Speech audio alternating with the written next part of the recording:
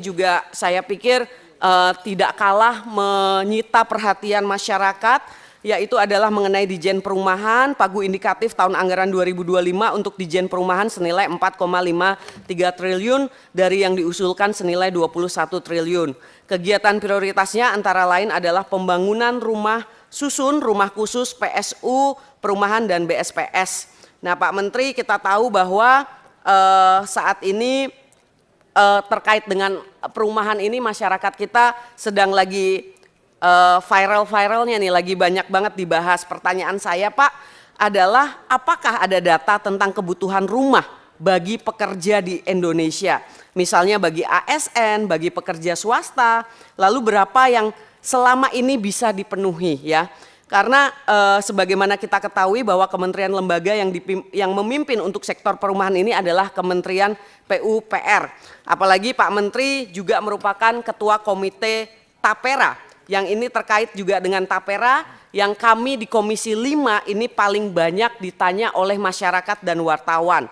Jadi bagaimana Pak data tentang kebutuhan perumahan bagi pekerja di Indonesia?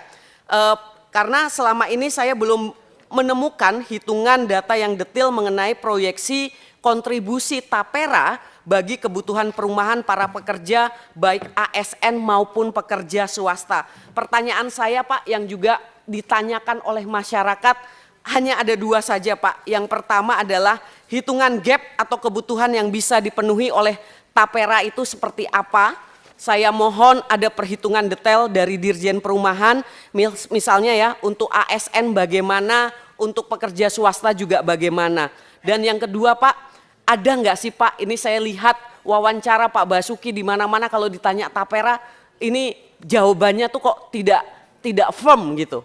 Ya Pak, ini Tapera gimana nih Pak? Kalau pekerja swasta yang udah menyicil KPR-nya selama ini atau yang udah punya warisan selama ini, udah punya rumah, nggak butuh lagi perumahan, apakah masih diwajibkan?